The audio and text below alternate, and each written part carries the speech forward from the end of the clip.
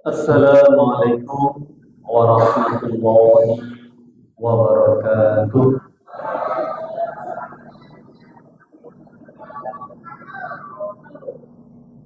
Alhamdulillahi rabbil alamin. Alhamdulillah alladzi arsala rasulahu bil huda wa dinil haqq liyudhhirahu 'alad dini kullihi walau karihal kafirun. Asyhadu an la ilaha illallah wahdahu la syarika lah wa asyhadu anna Muhammadan abduhu wa rasuluh. Allahumma shalli wa sallim ala sayyidina Muhammadin wa ala alihi wa ashabihi wa man tabi'ahum bi ihsanin ila yaumiddin, amma ba'du. Mari kita tidak bosan-bosannya untuk selalu bersyukur kehadirat Allah Subhanahu wa taala yang selalu melimpahkan rahmatnya serta nikmat-nikmatnya kepada kita semuanya, sehingga kita sampai detik ini dapat menjalankan aktivitas kita sehari-hari, masih diberikan kesempatan, kekuatan, kesehatan, sehingga kita masih dapat beribadah kepada Allah Subhanahu wa taala sebagai bentuk kesyukuran kita kepadanya, karena kita semuanya diciptakan tidak lain untuk menyembahnya, untuk mengabdikan diri kita kepadanya. Salawat serta salam kepada baginda kita Rasulullah sallallahu alaihi wasallam. Allahumma sholli wa sallim alaihi, yang dengan selalu kita memperbanyak sholawat, mudah-mudahan kita nantinya termasuk daripada umatnya yang mendapatkan syafaat beliau nantinya di hari kiamat kelak. Amin. Amin. Amin. Bapak Ibu jamaah yang dirahmati Allah, sebelum kita memasuki materi kita malam hari ini, tentunya kita ingin menyampaikan satu kesyukuran bahwa Allah berfirman, wa amma bi ni'mati rabbika fahaddits. Apa artinya itu? Adapun dengan nikmat-nikmat Allah hendaklah engkau ungkapkan dengan kesyukuran, fahaddits, atau disebut dengan tahaddus bin nikmah. Nah, tahaddus bin nikmah. Jadi sebagai pembukaan ini, sebagai bentuk kesyukuran saya, kebetulan ini ya, saya dalam waktu dekat insya Allah ada umroh gratis dari Zamzam Travel, ya, bukan untuk menyombongkan, tapi intinya kita ingin menyampaikan ini adalah bentuk tahaddus bin nikmah.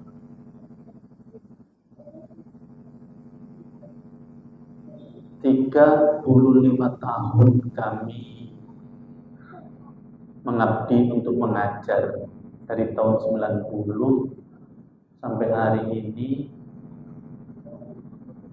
2025, berarti 35 tahun, dengan anak 5, 4 cewek, 1 laki-laki. Untuk umroh saja belum sempat.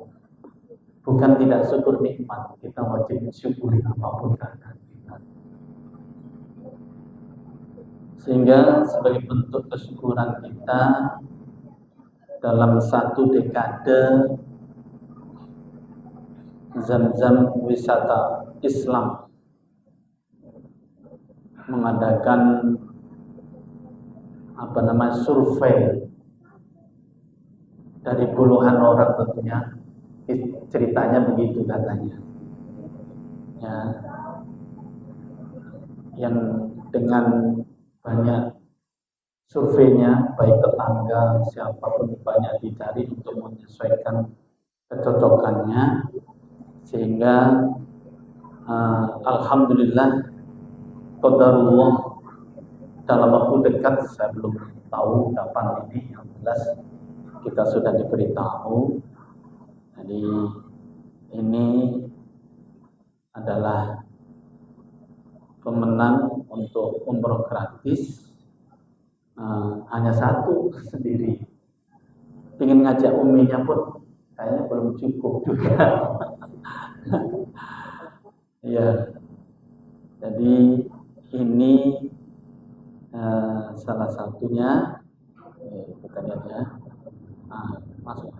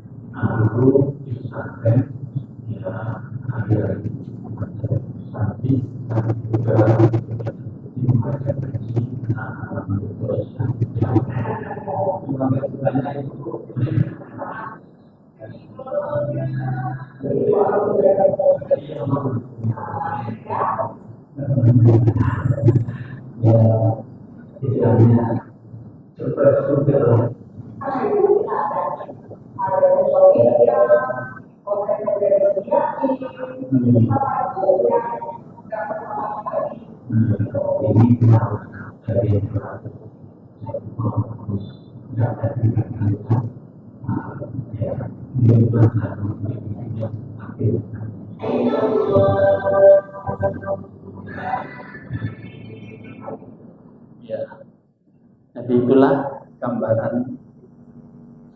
Bapak Ibu yang sudah umrah, asap ya, sama Ibu Pak, udah ya. Yang haji ada, asap belum ya haji ya? Masih daftar haji aja, masih daftar. Kira-kira rasanya pingin nggak Bu ya? Kita semalam sebelumnya kita bersolawat kepada Nabi, rasanya rindu kan? Assalamualaikum ya Rasulullah, ke makam beliau, rasanya rindu Pak ya. Kita yang belum, rasanya Pak Sob udah merasakan, rasanya pingin lagi ya Pak ya.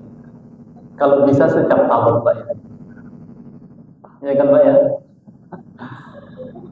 Iya. Ini kenapa saya buka di awal ini? Karena memang kita semuanya, siapa yang tidak ingin ke Baitullah dan ke Masjid Nabawi, 2 tempat yang kita rindukan. Ya, rasanya dengan seperti ini kita bisa, mudah-mudahan dengan izin Allah, mohon doanya, nanti juga kami doakan Bapak-bapak supaya kita mendapat kesempatan ke sana. Kalau bisa sebelum meninggal jangan sampai tidak tahu sana kan ya. Amin. Ya, supaya kita punya kesempatan ke sana. Ya, jadi ini tentunya Bapak Ibu yang dirahmati Allah, kita ingin semuanya punya kemampuan ke sana. Cuma jalannya apa? Ya, kebetulan kami dapat gratis. Ya, kalau belum gratis pun kayaknya belum juga gitu ya. Ya, pengen nyam sama uminya, cuman Mi? Aduh, masih banyak tutup lubang. Udahlah satu aja dulu lah, nanti kalau ada rezeki lagi, insya Allah kita akan berangkat lagi kalau ada rezeki lagi. Tapi intinya gini Pak, karena memang hakikatnya kita semuanya bagaimanapun harus kuat iman, kuat ekonomi, kan gitu ya. Nah, hari ini kalau kita ambil momentumnya, saya ingin kembali terakhir untuk mengambil pelajaran kehidupan dari Nabi, untuk sama-sama ayo kita sama-sama kembali merenungi, menapaktilasi jejak Rasulullah yang menjadi suri tauladan kita, untuk bagaimana kita supaya apa yang diperintahkan oleh Allah, bahwa wa aqimus sholata wa atuz zakat, dirikanlah sholat dan tunaikanlah zakat. Kalau sholat sudah jelas semuanya, ya, udah fardu ain setiap kita adalah menunaikan sholat 5 waktu, ya. Wa atuz zakat ini yang jadi pertanyaan kepada kita, apakah cukup zakat fitrah? Jujur sampai hari ini saya belum pernah zakat mal. Zakat kita udah jelas lah, masa 2,7 pot setiap tahun sekali kan, mungkin ya kan, kita sanggup beli baju berarti. Tapi maunya Allah kan atus zakat. Rasanya kalau kita punya lebih ini kan enak, kita bisa, jangankan sama pasangan kita, kalau bisa satu keluarga gitu ya. Ya Pak ya. Masalahnya pakai apa? Semuanya kan ada bulus. Ini dia. Maka hari ini saya ingin mengajak sama-sama Pak, ayo kita sadar melihat sekarang ini, ya, wah entah benar enggak ya, katanya sudah ditetapkan DPR boleh umroh mandiri, ya, yang tentunya harapannya bisa lebih murah. Karena selama ini kan kalau dengan melalui jadi itu, nah, jadi kalau mandiri kan dengan tiket, cari sendiri, bisa sendiri, mungkin itu lebih murah, ya. Jadi terakhir saya lihat sekarang, kita lihat berita pun hari ini kita tidak bisa memastikan itu benar atau tidak, tapi ya, mudah-mudahan ini nampaknya menuju perbaikan-perbaikan, jangan, apalagi sudah dibentuk kementerian sendiri kan, haji dan umroh sendiri ya. Tentunya mudah-mudahan akan ke depan kuota haji pun makin cepat maju, karena mungkin tidak ada lagi korupsi kuota ya kan. Itu bagian dari. Maka hari ini kita ingin mencoba melihat bagaimana kita supaya kuat ekonomi kita sebagaimana Rasul menjalani hidupnya. Kita tahu kemarin ya, fase-fase kehidupan Nabi ini kan ini, ya. Inilah pondasi Nabi sebelum diturunkan wahyu, ya kan? Mulai dari fase ketekimannya, menggembala, berdagang, kemudian berkeluarga dan berbuah ilmu. Ini fase sebelum Nabi menerima wahyu. Yang tentunya itu bukan kebetulan, yang kesemuanya itu memang diberikan perjalanan itu untuk supaya kita bisa mengambil pelajarannya.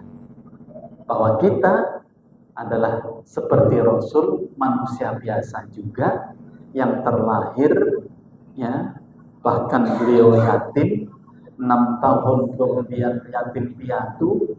Ya, kita nggak bahas itu. Kita ingin mengambil pelajaran fase tengah-tengah, yaitu bagaimana Rasulullah SAW berdagang dalam aspek ekonominya. Kan gitu. Kenapa Rasul dikatakan dagang? Nah, kan gitu. Nah, maka kita menyadari bahwa kita adalah makhluk sosial yang tidak bisa hidup sendirian, bahwa kita adalah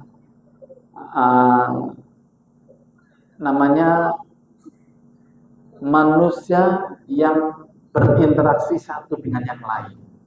Ya, ini jelas dalam surat An-Nisa, ya, An-Nisa itu ya. Inna ya ayyuhan nas, yang seruannya kepada seluruh manusia.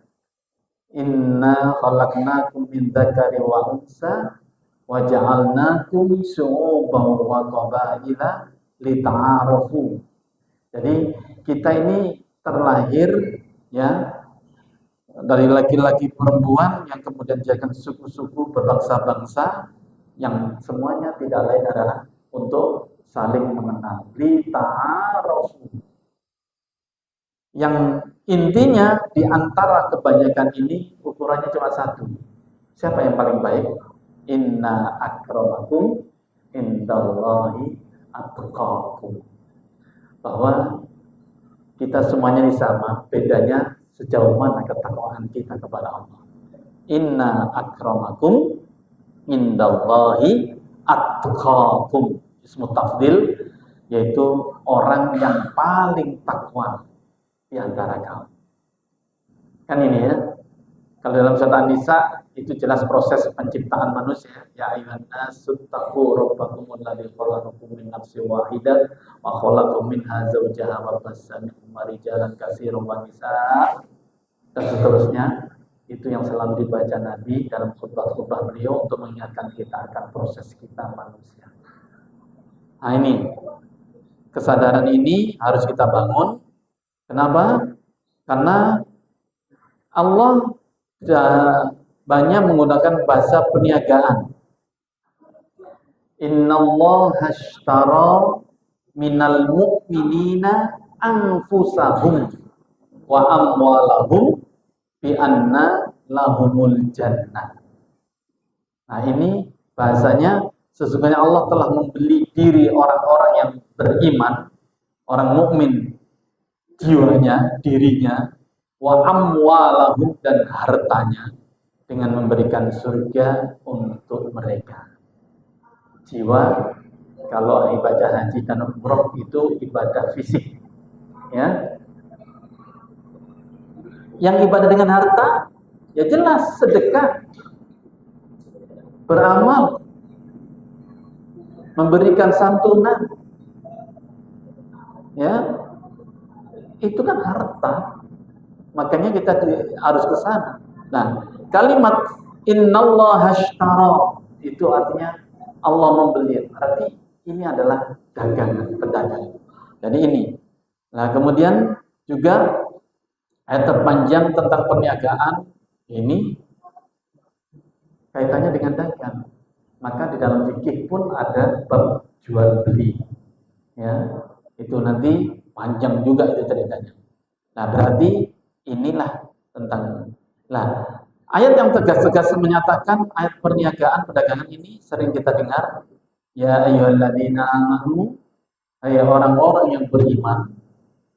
Hal adullukum ala tijaratin tunjikum min adzabin alim. Lagi-lagi kalimat dagang yang Allah tantangkan. Masalah iman aja Allah kaitkan dengan dagang. Karena memang dagang ini rentan penipuan, tentang ini, makanya muncul turun surat Al-Mutaffifin, itu orang-orang yang curang, ya, itu diancam, ya, orang yang tidak jujur, karena memang dagang memang merupakan salah satu perputaran ekonomi yang ada, ya. Hai orang-orang yang beriman, maukah kamu aku tunjukkan suatu perniagaan yang dapat menyelamatkan kamu dari azab yang pedih, min adzabin alim? Jawabannya As-Saff ayat 11-nya, tu'minuna billahi wa rasulih wa tujahiduna fi sabilillahi bi amwalikum wa anfusikum. Dzalikum khairul lakum in kuntum ta'lamun. Nah, lagi-lagi dikaitkan dengan harta, bukan hanya jiwa saja. Tu'minuna billah, pertama, percaya kepada Allah, beriman kepada Allah dengan sebenarnya. Tentunya bukan hanya cukup beriman. Iya, iman memang sudah pasti. Ya. Percaya nggak, Bapak Ibu, kita ini diberikan potensi Allah yang luar biasa. Bahwa kita semuanya punya kemampuan yang luar biasa. Yang artinya kita semuanya sanggup. Allah memberikan kecukupan. Ya. Wa huwa aghna wa aqna. Allah menjadikan kita kaya dan cukup, bukan miskin. Ya. Bahasa Al-Qur'annya Allah tidak menjadikan kamu kaya dan miskin, tidak. Tapi aghna wa aqna. Menjadikan kamu orang yang kaya dan cukup. Aqna itu artinya qanaah, cukup. Ya, beli mobil cukup, beli rumah cukup, gitu ya. Kan itu intinya. Ya pas-pasan, ya pas beli rumah cukup, kan gitu. Pas umroh cukup, semuanya gitu, pas-pasan ya kan. Nah, jadi percaya kita kepada Allah dan Rasul sebagai suri tauladannya. Rasul mengajarkan kita dagang, ya. Berarti kita, nah tentunya untuk itu semuanya nggak cukup teori, harus kita berjuang. Ingat katanya tujahiduna, jihad. Jadi jahada yujahidu itu artinya badlul juhdi, mengeluarkan segala tenaga, bukan sekedar. Jadi bukan rata-rata, di atas rata-rata. Nah gitulah. Itu namanya jihad.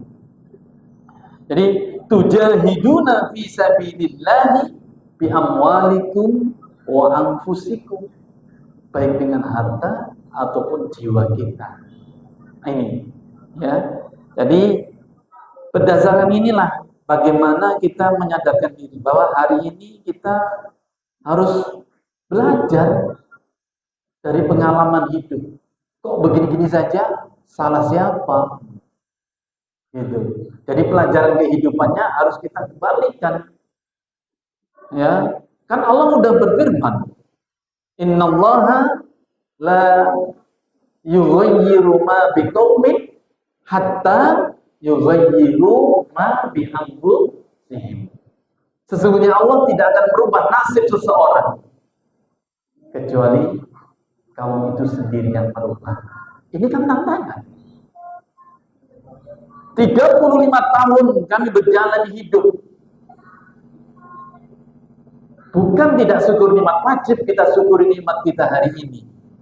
Sampai hari ini kita sebentar lagi 5 tahun lagi pensiun. Kalau kami guru berarti tidak ada sertifikasinya lagi.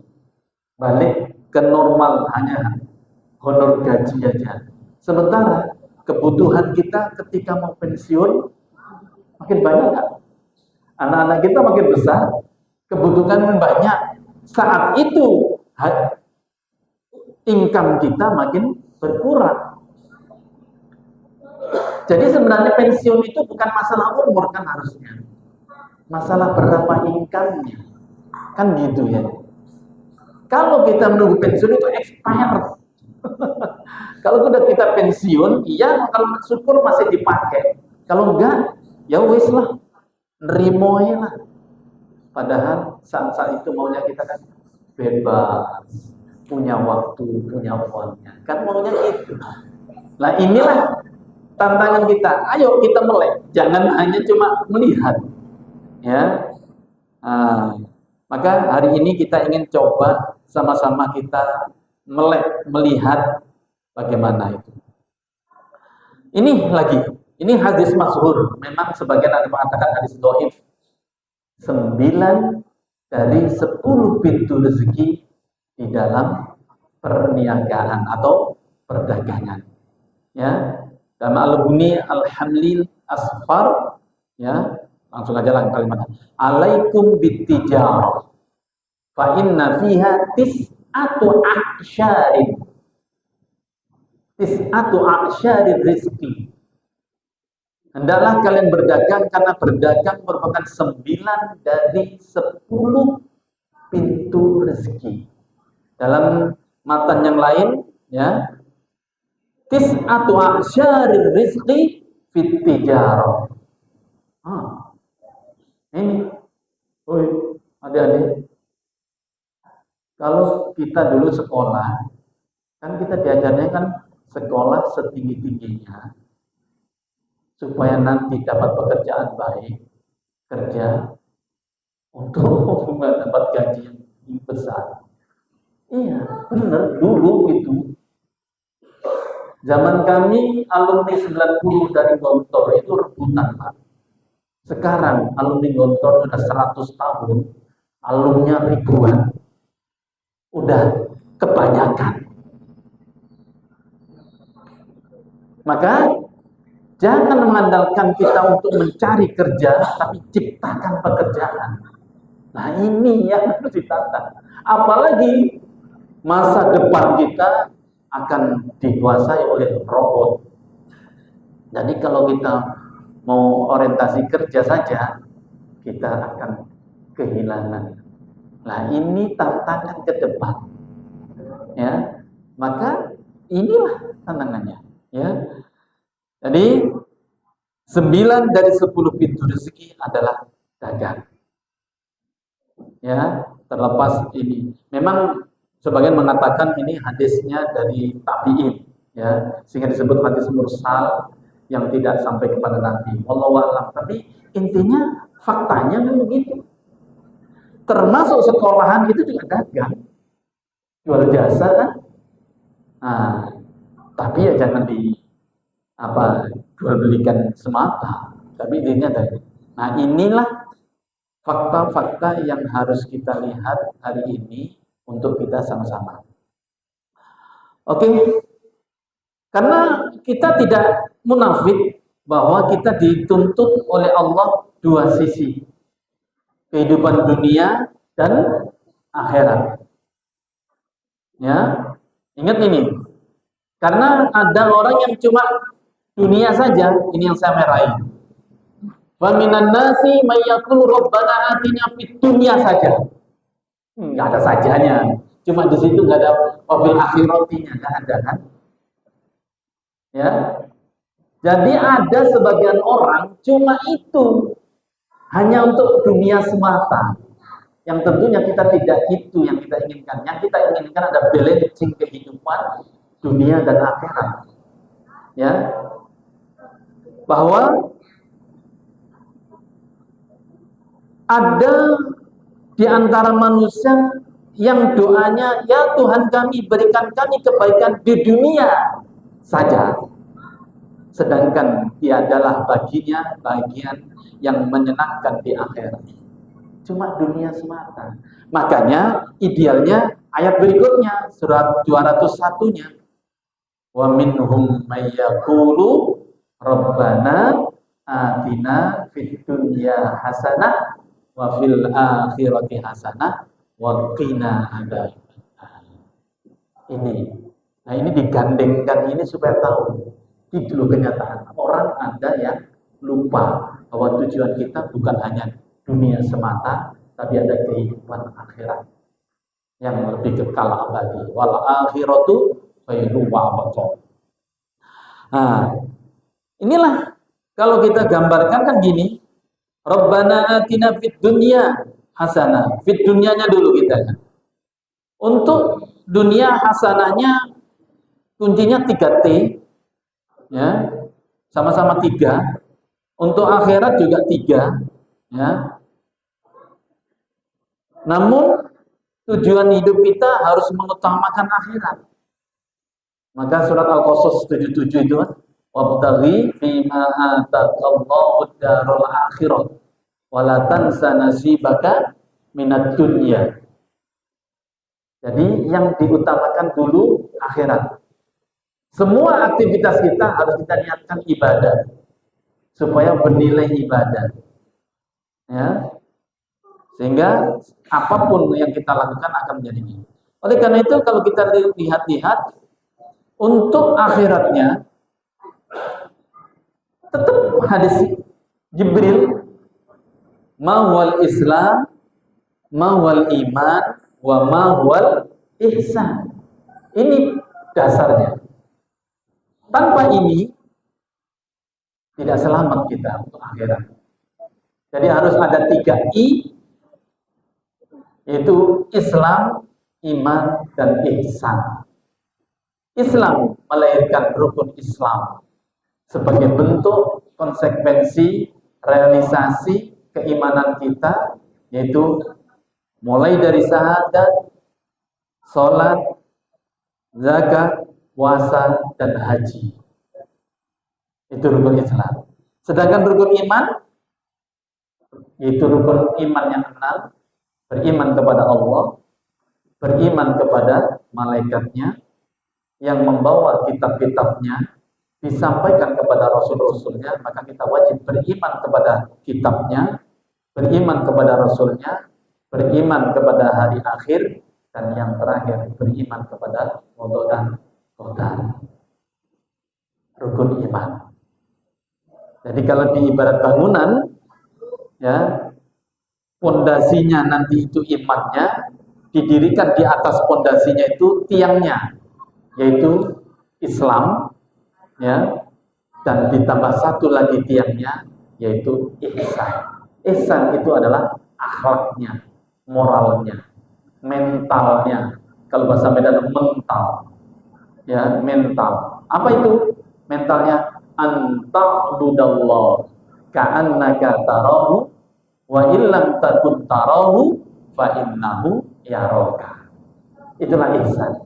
Hendaklah kamu menyembah Allah, beribadah kepada Allah seakan-akan kamu melihatnya, kalaupun kamu tidak melihat, sesungguhnya Allah melihat kamu. Waskat wa warsal malaikat. Ini. Nah, untuk dunianya juga ada tiga apa? Kami istilahkan sini ada 3 T. Nah, ya, tetap yang pertama tetap harus ada namanya tauhid. Untuk selamat dunianya harus tauhid. Bahwa bertauhid itu mengakui adanya zat yang menguasai dirinya. Dalam Islam kita sebut sebagai Tuhan. Semuanya itu mempunyai keyakinan bahwa ada yang menguasai dirinya. Cuma ada yang salah memahaminya. Kan gitu. Yang kedua adalah tulus. Dan yang ketiga adalah teladan. Jadi kita hidup sebenarnya gampang kok. Ya, cuma kadang-kadang gagal paham aja. Kita hidup kan sudah dicontohkan Nabi. In kuntum tuhibbunallah fattabi'uni yuhibbukumullah. Kan itu. Udah ada contohnya kok. Ketika nggak mau ikut ya salah sendiri ya gitu kan. Nah, ini. Tentunya kita terjemahkan lagi dalam kehidupan kita. Ya gini. Biar ada suaranya. Kehidupan dunia kalau kita terjemahkan begini. Ada muamalah ma'annas, bermuamalah dengan manusia, kan itu makhluk sosial tadi. Sehingga uswatun hasanah atau duplikasi atau ya berinteraksi dengan manusia. Sehingga di dalam interaksi manusia ini gimana supaya kita dapat sukses dunianya? Nah ini dia 3. Kita harus lakukan 3 hal ini. Kita harus belajar.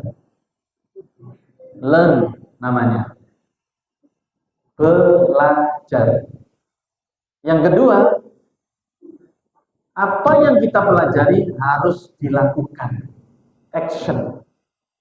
Lakukan. Nah, yang ketiga, supaya terjadi duplikasi, itulah namanya ajarkan. Jadi 3 proses inilah yang untuk supaya kita terus belajar. Makanya Rasul mengatakan utlubul ilma minal mahdi ilal mahdi. Itu artinya bahwa belajar itu tidak mesti dibantu formal saja. Dalam kehidupan ini kita juga belajar. Apa sih kehidupan ini yang kita belajar? Nah, ini kita mengambil uswah. Makanya kita belajar. Nah, Nabi juga begitu, diberikan pembelajaran dulu awalnya melalui Iqra dan seterusnya.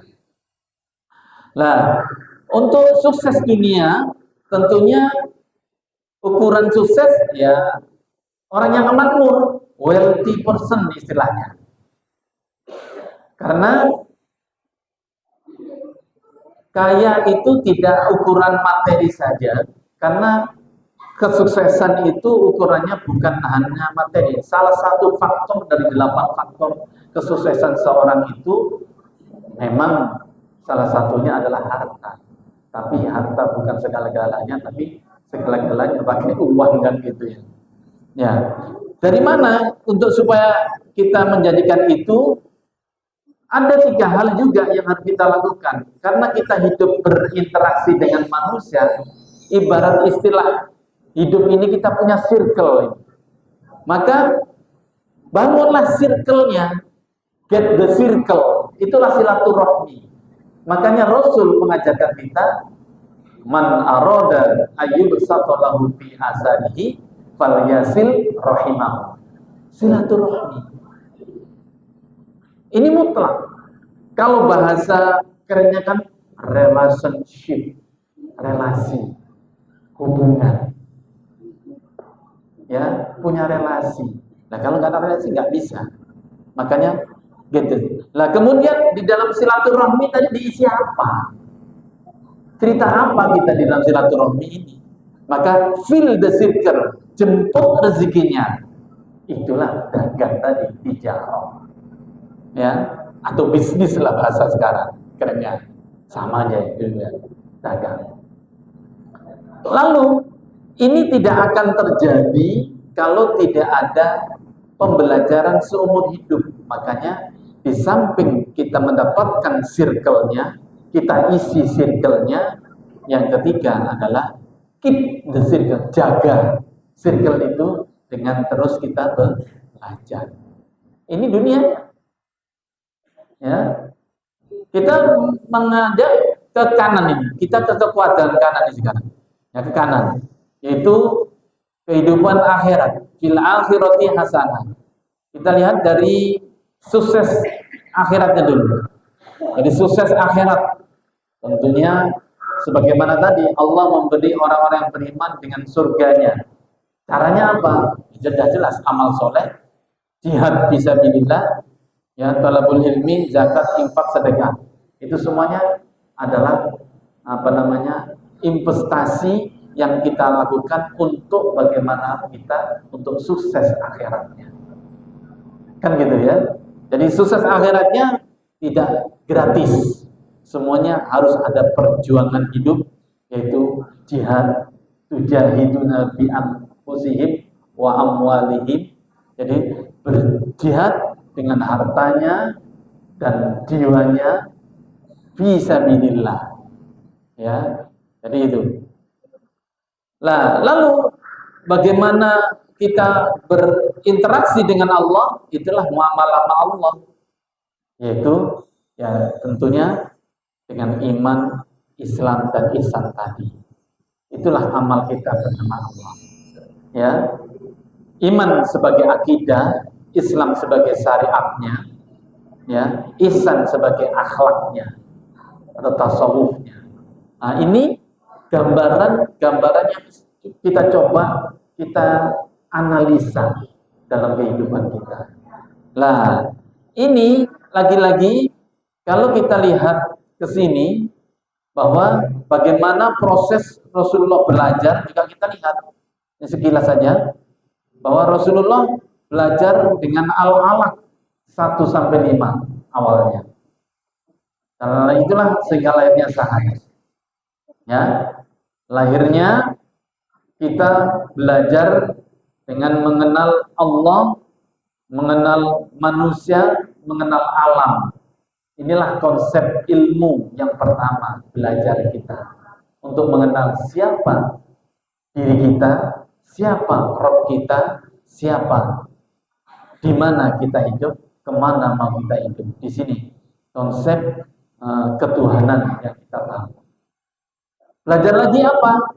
Konsep untuk membuat cita-cita tujuan hidup yang jelas, yaitu berquran. Di dalam diturunkan surat Al-Qalam. Nah, ini proses belajar dulu awalnya, pembelajarannya. Nah, kita juga begitu. Pertama kita harus bisa membaca diri kita. Wa fi anfusikum afala tubsirun. Dalam dirimu apa kamu tidak melihat? Itu artinya apa? Ya, kita disuruh berpikir, beranalisa, afala ta'qilun dan sebagainya. Itu semuanya adalah dari proses kita berikro, membaca. Ya, sampailah kemudian kita memahami khitoh tujuan kita, yaitu kita harus punya tujuan hidup. Tujuan kita bukan sekedar menjalani hidup, tapi kita harus punya tujuan yang jelas ya dalam hidup ini.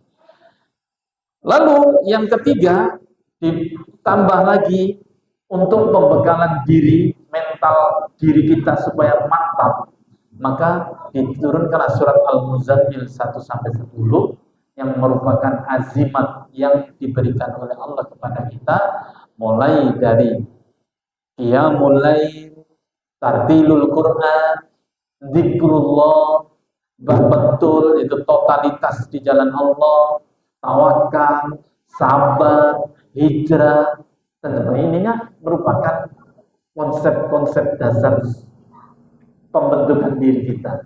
Jadi lebih kepada mental. Jadi kita tidak bisa mengandalkan diri kita saja, bahwa kita harus membuat Allah itu tercengang dengan perbuatan kita supaya Allah memberikan jalan keluar dalam hidup kita. Nah, makanya kita harus menjadi orang-orang yang soleh dengan tazkiyatun nafsi kita. Yang keempat, ini sudah proses dakwahnya, menyampaikan supaya terjadi pembelajaran terus-menerus, maka Islam ini juga harus didakwahkan.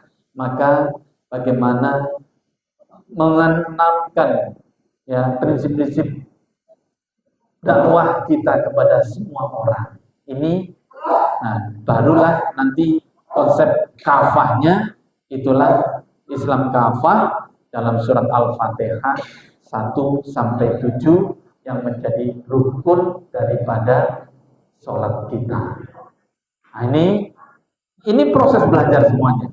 Yang kita harus mempelajari ini semuanya. Ada apa dalam Al-Fatihah? Kenapa Fatihah jadi umul Quran? Kenapa sholat mesti ada Fatihahnya? Maka kita harus dalam ke sana juga nantinya.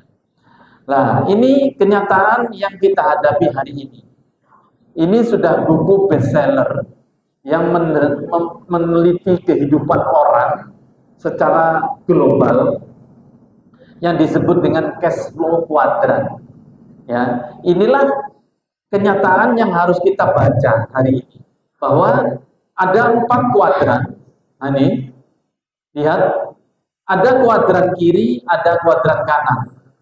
Ya, ini secara garis besar yang kita lihat, ya, bahwa sebelah kiri itu siapapun orangnya yang melakukan hal ini nanti disebut bekerja untuk uang. Gak salah kita kerja yang ujung-ujungnya UUD, ujung-ujungnya duit. Akan tetapi ujungnya duit untuk apa? Kan itu yang ini. Nah, lihat siapakah mereka yang mengerja? Ya jelas, yaitu yang disebut dengan employee atau bekerja untuk orang lain. Ini yang pertama. Siapakah mereka? Ini dia. Mulai dari profesional, pegawai, sampai kepada buruh. Ini. Ya, mulai dari tukang sapu sampai manajer sekalipun, kalau masih bekerja untuk orang lain, itu namanya employee. Dan ini kebanyakan. Saya juga guru, bekerja, mengajar. Kalau nggak ngajar, ya nggak dapat uang. Kalau absen, dipotong. Itu artinya kita membarter waktu dan tenaga kita untuk uang. Itulah maksudnya kerja untuk uang. Betul? Yang kedua, ini sering orang salah paham, yaitu yang disebut self-employed. Self-employed ini pemilik pekerjaan. Ejeknya kita menggaji diri kita. Saya punya kedai, punya toko, tapi kalau nggak punya toko kita nggak buka, dapat nggak income? Nggak kan? Maka di sini contohnya dokter, artis, pengacara, pemilik toko ataupun restoran, kafe dan sebagainya, kalau nggak buka nggak dapat uang kan? Namanya toko. Ya, berarti kata Arbetsaki, Anda punya toko pun kalau Anda tidak bisa tinggalkan, itu berarti Anda masih bekerja untuk uang. Ini sebuah dan gini. Dan ini masih kebanyakan orang. Makanya kita harus merubah pola pikir ini ke kanan, yaitu pindah ke kanan, sap. Nah ini, bagaimana kita merubah uang bekerja untuk kita? Itulah yang disebut dengan passive income. Jadi pola ini harus ditanamkan kepada anak-anak kita sejak dini. Karena selama ini kita tidak pernah diajarkan itu. Jujur kita dari dulu tidak pernah diajarkan itu. Karena yang mengajar kita juga pegawai. Dosen pegawai, guru pegawai. Mulai dari SD sampai perguruan tinggi, cuma namanya beda, dosen. Kalau kita masih SD, murid. Ketika dahanu menjadi siswa, kemudian menjadi mahasiswa. Nggak ada guru, nggak ada kan? Yang ada guru besar. Ya itu semuanya. Nah, maka kita ya wajar karena memang kita didikannya orang begitu. Ya ke sana semuanya ujung-ujungnya. Jarang kita diajarkan untuk berdagang. Nah, makanya ini untuk supaya uang bekerja-kerja, memang kalau kita punya modal, main investasi, investor. Apa itu? Yaitu satu, pemilik properti. Lagi marah properti sekarang. Nah, masalahnya yang punya properti siapa? Kan gitu. Nah, kita membangun propertinya aja, pegawainya aja kan. Pemegang saham, deposan atau investasi. Ya intinya ini kalau sudah punya kelebihan, makanya membangun. Nah, ini yang sangat memungkinkan yaitu ini dagang. Cuma hari ini ada 3 pilihan. Kata kuncinya ini, yaitu bisnis dengan memiliki sistem. Kalau tidak ada sistem konvensional, berat kita hari ini. Maka hari ini fakta sudah kita lihat sama-sama, dunia media sosial, dunia online itu sudah merajai.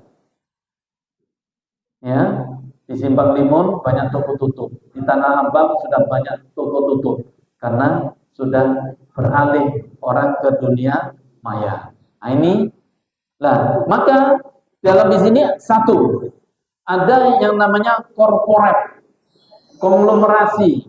Kata kuncinya membuat sistem, buat sekolahan, buat pendidikan, buat lembaga.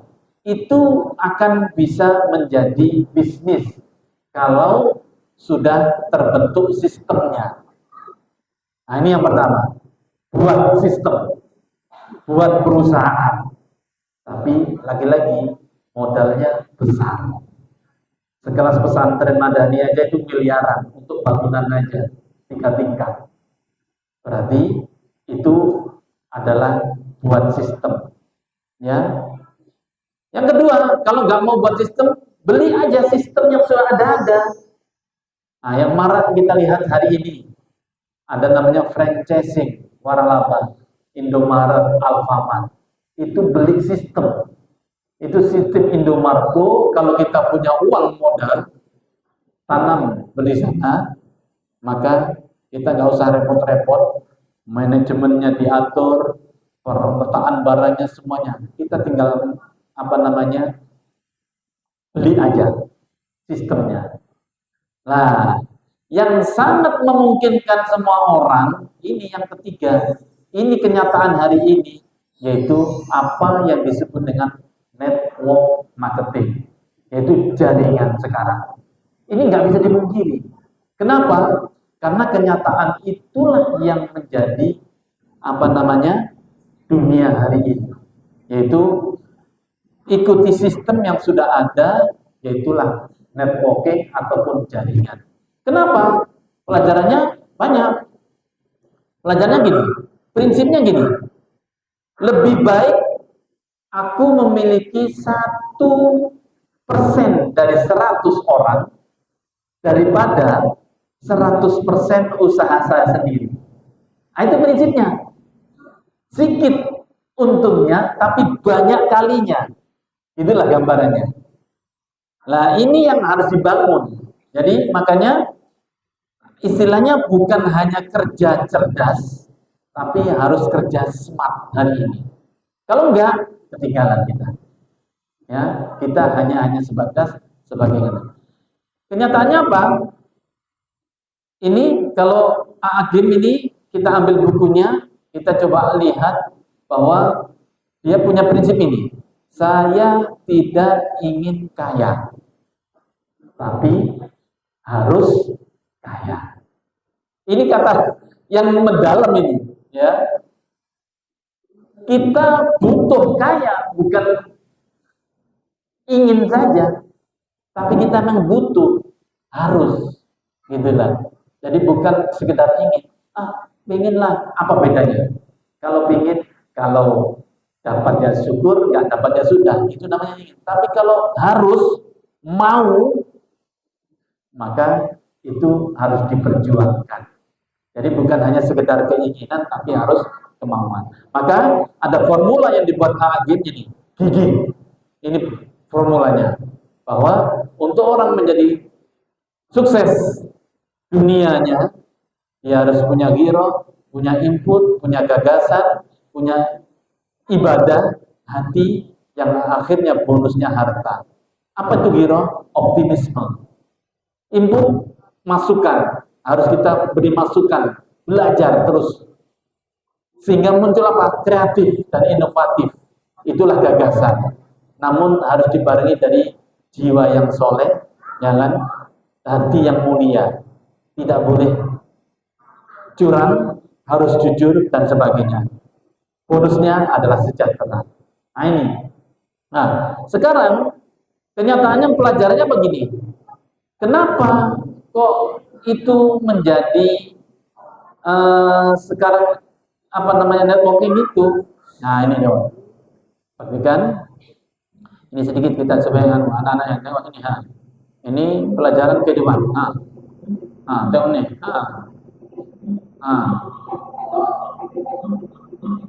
Perhatikan dulu bentar.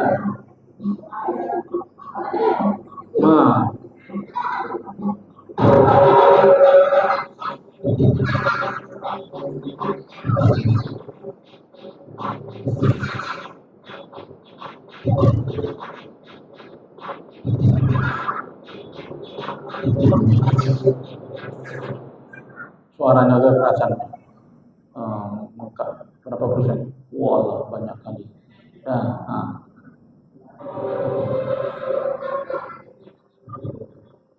Jadi kita akan ambil pelajaran dari proses penciptaan makhluk.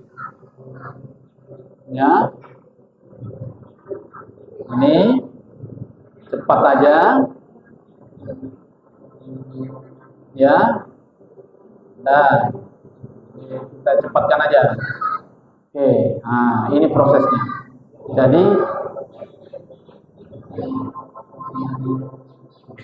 kita biar aja segini ya, biar ada tenangnya.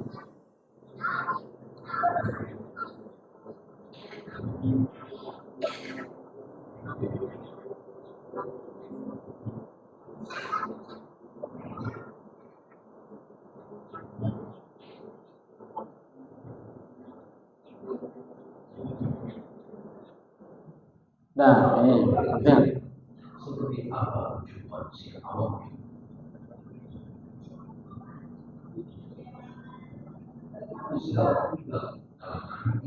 Nah ini, enggak, sel tunggal.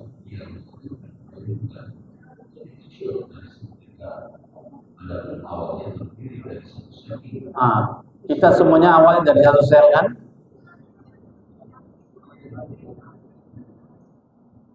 Nah ini. Dua jadi 4, 4 jadi 8, 8 jadi 16 dan seterusnya.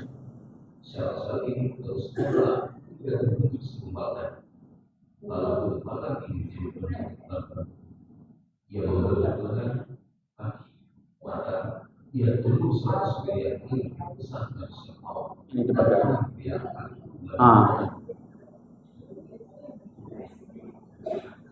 Nah, intinya ini panjang nih filmnya. Nanti tengok di Harun Yahya ya. Nah, keajaiban penciptaan manusia, ya. Oke. Nah, nggak perlu lanjut. Jadi kita ingin lanjut pelajarannya. Nah, ini loh teori membelah sel tadi. Apa yang terjadi? Ingat nih, kalau kita banding-bandingkan, ini ekstrim ya, 10 juta dengan kita gaji 10 juta per bulan. Siapa gaji 10 juta? Hari ini kita nggak pernah dapat gaji 10 juta. Dengan passive income yang cuma 1 rupiah awalnya. Ini teori membelahnya. Inilah power daripada networking itu. Kenapa hari ini yang semarak ini? 1 menjadi 2, 2 jadi 4, 4 jadi 8, 8 jadi 16, 16 jadi 32, dan seterusnya. Itu kan? Memang awalnya 1 rupiah, tapi ini multiplikasi. Ya, ini kenyataan. Ini pelajaran Allah dari sejak lahir kita, bahwa kita dulu asalnya 1 sel. Dari 1 sel itulah membelah. Kan gitu. Nah, maka kita coba lanjutkan. Kalau kita lanjutkan ke sini, katakanlah sampai 30. Ya. Kalau gajinya 30 bulan, itu per bulannya 10 juta, berarti kalau 30 ini sudah 300 juta. Ya tinggal itu linear namanya. Itu namanya linear. Dijumlahkan, ya. Lah, kalau networking dia akan multiplikasi. Kalau di 30 bukan 300, 500 juta. Tapi kelipatannya selanjutnya, tengok, menjadi miliar, menjadi miliar, miliar, miliar, miliar. Nah, itu kekuatan jaringan. Sehingga inilah yang akan menjadi pasif nantinya. Nah, inilah kenapa sekarang itu lebih marak kepada dunia online. Karena potensinya itu unlimited. Bukan terbatas, tapi unlimited. Nah, ini pelajaran yang harus kita ambil sekarang, ya. Sehingga setelah kita belajar dari itu, kita lakukan apa kita action kita. Nah, ini kita harus punya harapan, cita-cita, karena kita mengalami. Yang kedua tadi, kita harus punya silaturahminya, get circle-nya. Kemudian kita harus buat janji ketemu. Kenapa? Karena kita akan bersilaturahmi. Untuk apa? Bincang-bincang solusi. Untuk apa?